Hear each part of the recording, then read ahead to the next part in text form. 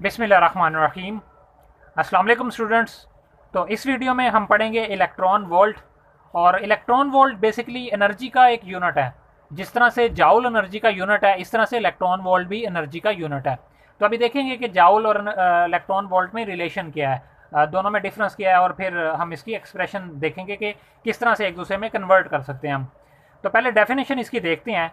Electron volt is defined as the energy gained or lost by an electron when it is moved between two points with a potential difference of 1 volt। तो ये electron की जो gain की हुई energy या loose की हुई energy के बराबर है जब वो दो पॉइंट्स के दरमियान में मूव करता है, जिन पॉइंट्स के दरमियान में इलेक्ट्रिक पोटेंशियल डिफरेंस जो है वो 1 वोल्ट हो। इसको मैं इस फिगर से समझाता हूँ कि अगर मेरे पास दो प्लेट्स हैं, यहाँ पे एक ये प्लेट है और ये दूसरी प्लेट है। मान लें कि इन दोनों प्लेट्स के दरमियान में जो पोटेंशियल डिफरेंस है वो 1 वोल्ट है।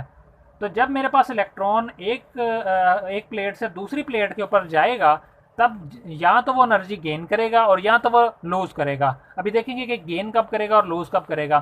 तो जितनी एनर्जी वो गेन करेगा या लूज करेगा वो एनर्जी कहलाएगी 1 इलेक्ट्रॉन वोल्ट। तो अब देखते हैं कि गेन कब करेगा और लूज कब करेगा। अगर तो ये मेरे पास, ये तो मैंने माना कि ये इलेक्ट्रॉन है, ये नेगेटिवली चार्ज पार्टिकल है। अगर तो ये प्लेट मेरे पास पॉजिटिवली चार्ज है और ये इस प्लेट से यहाँ पे मेरे पास नेगेटिवली चार्ज प्लेट है, तो अगर ये यहाँ से मूव करते हैं नेगेटिव प्लेट की तरफ, तब ये एनर्जी गेन करेगा। तब हम फोर्स लगा के इसको यहाँ से दूसरी प्लेट के पास लेके जाएंगे और वो जो फोर्स से जो वर्क करेंगे हम, वो इसके अंदर स्टोर हो जाएगा और ये एनर्जी गेन करेगा। लेकिन अगर यहाँ पे मेरे पास ये नेगेटिव प्लेट है और ये पॉजिटिव प्लेट है, तो फिर क्या होगा, फिर ये नेगेटिव प्लेट से आप ऑटोमेटिकली रिपेल करता हुआ पॉजिटिव प्लेट की तरफ जाएगा, फिर ये एनर्जी को लूज करेगा। तो इस केस में ये एनर्जी लूज करेगा। जब ये पॉजिटिव से नेगेटिव की तरफ जा रहा है तब ये क्या कर रहा है, एनर्जी गेन कर रहा है, और अदरवाइज ये एनर्जी लूज कर रहा है।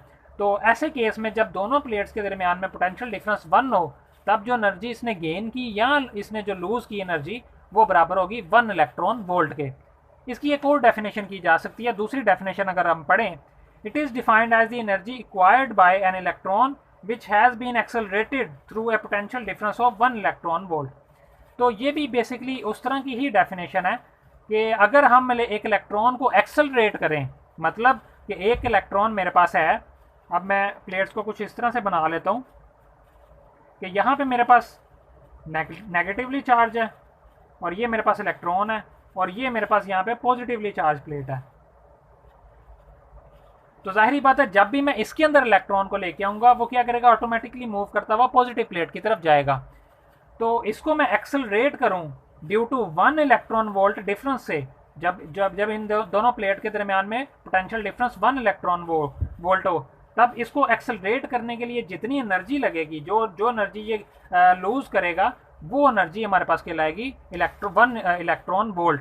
It is defined as the energy acquired by an electron. तो ऐसे जो एनर्जी हमें दरकार है इलेक्ट्रॉन वोल्ट को एक्सेलरेट करने के लिए, through a potential difference of 1 electron volt. दोनों प्लेट्स के दरमियान में जब 1 इलेक्ट्रॉन वोल्ट हो, 1 इलेक्ट्रॉन वोल्ट के पोटेंशियल से जब हम उसको एक्सेलरेट करना चाहें, तो जितनी एनर्जी दरकार होगी वो कहलाएगी 1 इलेक्ट्रॉन वोल्ट। अब देखते हैं कि जाउल के साथ इसका रिलेशन क्या है।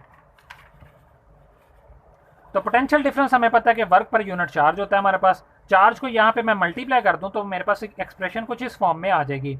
वर्क किसके बराबर होगा, वर्क हमारे पास बराबर होता है दोनों पॉइंट्स में जो पोटेंशियल एनर्जी का डिफरेंस है उसके बराबर होता है। तो वर्क की जगह पे मैं change in potential energy put कर सकता हूँ, तो उससे मेरे पास एक्सप्रेशन आ गया ये।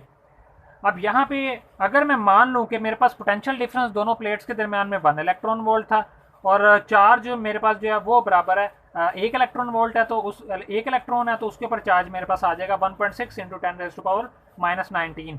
ये मैं जब वैल्यू यहाँ पे पुट करूँगा, तो जितनी मेरे पास यहाँ पे एनर्जी आएगी उसको बोलूँगा मैं 1 इलेक्ट्रॉन वोल्ट।